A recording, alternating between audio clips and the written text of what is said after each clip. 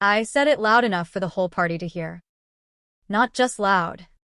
Proud, like I was delivering a truth everyone had been waiting for. I even laughed after, like it was a joke. And when my boyfriend's face changed, when I saw the exact moment something in him shut off, I still didn't stop. I smirked and doubled down. Because I thought he'd take it. Because I thought love meant he'd swallow humiliation as long as I called it banter. I didn't know he had a line until I watched him make sure I crossed it and then ended me with quiet, surgical precision. It was our first real couple party. Ethan had just gotten a promotion. Nothing flashy, but meaningful. He wanted to celebrate. He invited his closest friends, his sister, a few coworkers, and because I insisted, I invited some of my office friends too. We'd been together almost 2 years. Ethan was the steady kind. Calm. Predictable. Reliable. The kind of man who doesn't raise his voice and doesn't chase drama. And that's exactly why I started disrespecting him. It wasn't overnight. It was slow. Like a bad habit. At first it was little comments. Are you really wearing that? You're so sensitive. Why do you always have to be the nice guy? Then it became this stupid, toxic narrative in my head. Ethan was safe, but he wasn't impressive. Ethan was stable, but he wasn't exciting. And instead of leaving like an adult, I started testing him like a child. The worst part? I did it publicly. Because I liked the attention. My coworker, Mason, was the kind of guy who always had something slick to say. Finance bro energy, without the actual finance job. Loud laugh, polished shoes, flirtatious with everyone. But especially with women who had boyfriends. He'd been flirting with me for months. Not in a way I could screenshot and call cheating. In a way that gave me plausible deniability. You look dangerous today. If you were mine, I wouldn't let you leave the house. I'd giggle, roll my eyes, play along. It made me feel wanted. And I started comparing that feeling to Ethan's steady love. Which is like comparing fireworks to a fireplace and calling the fireplace boring because it isn't exploding. The night of the party, I wore a dress I knew Ethan loved and heels I couldn't walk in because I wanted to look like a woman people notice. Ethan saw me, smiled, and said, "You look beautiful. Normal." Sweet. Mason arrived an hour later with 2 of my coworkers, and the moment he walked in, he made the room about him. He hugged me a little too long. "Wow," he said, loud enough for Ethan to hear. "Ethan's lucky." Ethan extended his hand like a grown man. "Good to meet you." Mason shook it and did that weird dominance squeeze men do when they're performing. Then he looked Ethan up and down and said, "Nice place." Ethan smiled politely. "Thanks." I should have shut Mason down right there. Called out the disrespect, put my boyfriend first. Instead, I felt a disgusting little thrill that 2 men were competing in the same space because of me. So I let it continue. As the night went on, people drank, music got louder, and the conversations got looser. Ethan's friends were laughing in the living room. His sister was helping in the kitchen. People were complimenting the apartment, the food, the vibe. Mason stayed close to me like a shadow. Every time Ethan walked away, Mason stepped in. "You can do better," he whispered once when Ethan was refilling drinks. I laughed. "Stop." "Just saying," Mason smirked. "Some guys don't have it." I should have been disgusted. Instead, I felt powerful. Then someone suggested a toast to Ethan's promotion. Everyone gathered around the kitchen island with their cups raised. Ethan looked genuinely happy.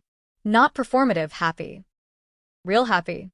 He thanked everyone for coming and started talking about how hard the last year had been, how much he appreciated his support system.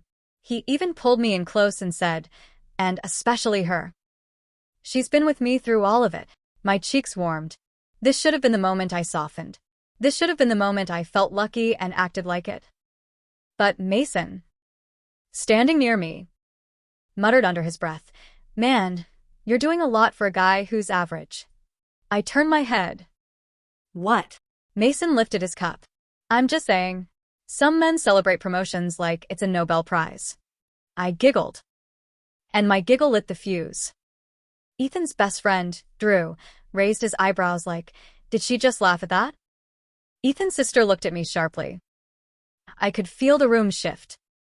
And instead of correcting it, I decided to lean into the moment like a villain who thinks the audience is cheering.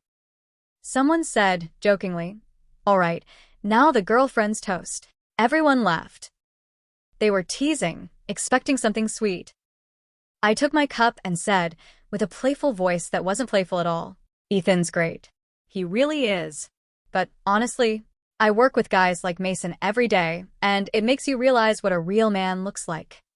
The room went quiet. I felt a rush of attention, so intense it made me dizzy. Ethan froze. Just froze.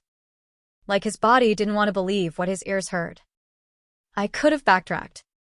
Instead, I smiled and added the sentence that destroyed everything. "Mason's honestly better than you in, like, every way." "Sorry, babe." Someone had to say it. I laughed. A couple people did that awkward, "Oh my God" laugh where they're horrified but don't know what else to do. Ethan didn't laugh. He set his cup down gently. Then he looked at me, calm face, eyes different, and said quietly, "Okay." That "okay" should have terrified me. It didn't. Because I still thought he'd fold. Ethan didn't argue. He didn't make a scene. He simply walked to the bedroom, grabbed his keys and wallet, and came back out. Drew stepped forward like, "Bro." But Ethan lifted a hand. He looked at the room and said, evenly, "Thanks for coming, everyone. Party's over. Please head out." People stared. Someone whispered, "What the?" Ethan's sister's mouth fell open. I scoffed and said, "Ethan, don't be dramatic." Ethan finally looked directly at Mason. "Mason," he said calmly, "you can stay." The room froze. Mason blinked. What?" Ethan's eyes didn't flicker.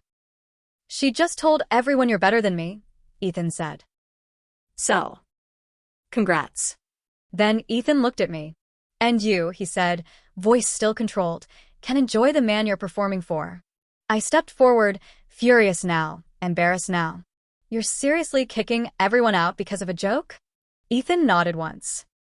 "It wasn't a joke," he said. "It was contempt." Then he walked out the front door. Just left. No yelling. No slamming. No dramatic final line. And that calm exit felt like the floor disappearing beneath my feet. The moment Ethan left, the party died like someone cut the power. Guests started collecting their purses and jackets, whispering to each other. Ethan's sister stopped in front of me and said, quietly, "What is wrong with you?" I rolled my eyes because I didn't know how to handle shame. It wasn't that deep. She stared at me like I was a stranger. "It was deep enough that you did it in front of everyone," she said. "Don't call us." Then she left. Drew didn't even look at me. He walked out without a word. My coworkers looked uncomfortable. One of them muttered, "We should go." Mason stood there, suddenly less confident. I turned to him like he was my lifeboat. "Well?" I snapped. "Say something." Mason gave me this fake sympathetic smile. "Look," he said, "he's just insecure. He'll calm down." I looked at him. "So, you're staying?" "Like Ethan said." Mason blinked, confused. "Staying where?" "In my life," I said. "You said you could do better." "You said." Mason's face tightened like he'd stepped into something messy. "I was flirting," he said. "I didn't mean like relationship." My stomach dropped. I stared at him.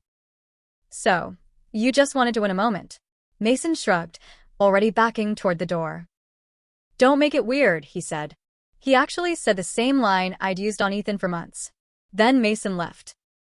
And I stood alone in my apartment surrounded by half-empty cups and cold food, and the echo of my own voice humiliating the only man who loved me correctly. Ethan didn't come home that night. I texted him paragraphs. Called him 30 times. Sent apologies, explanations, tears. No answer. The next morning, I woke up to a notification from my bank app. Joint account access removed. I sat up so fast my head spun. Then another notification. Autopay canceled. Then an email from our landlord. "Hi. Ethan notified us he will be removed from the lease effective immediately. Remaining tenant responsible for full rent." My throat went dry. Ethan wasn't bluffing. He wasn't sulking. He was exiting. I called him again. Straight to voicemail. I drove to his mom's house because I was spiraling and desperate. His mom answered the door, took one look at me, and didn't invite me in. I just need to talk to him, I said, voice shaking. His mom's face stayed neutral. He's safe. Please, I whispered.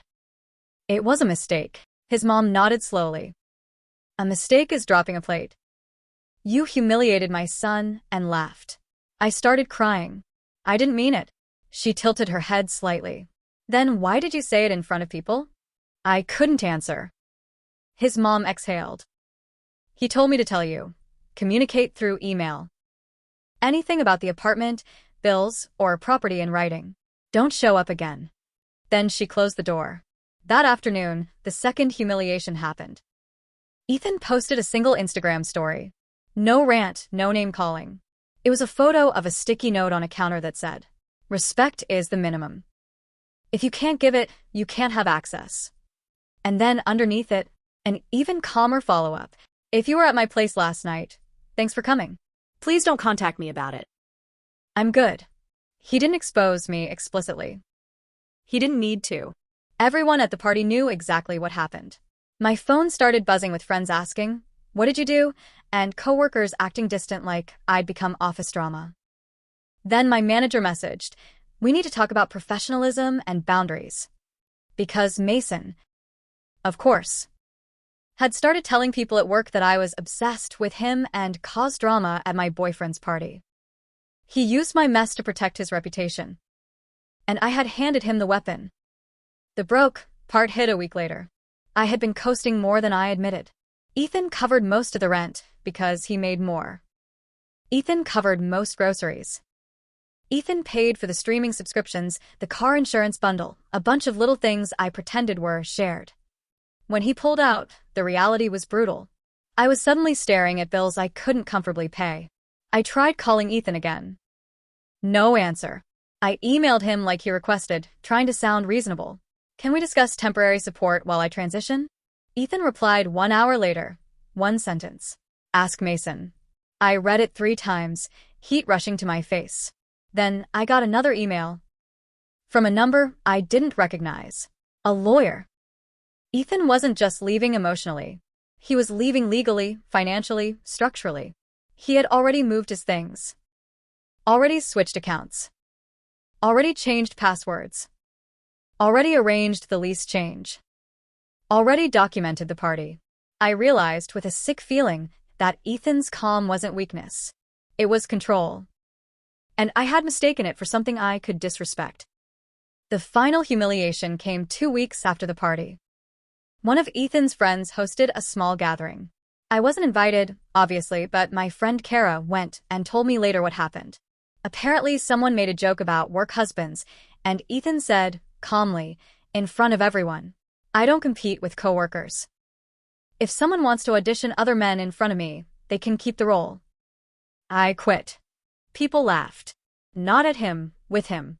Then Ethan showed up later that night. Yes, with another woman. Not a model. Not an influencer. Just pretty, confident, warm. The kind of woman who doesn't smirk while humiliating someone.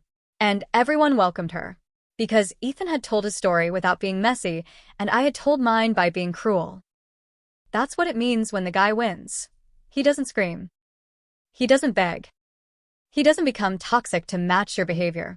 He just removes himself, cleanly. So you feel the consequences without him having to add punishment.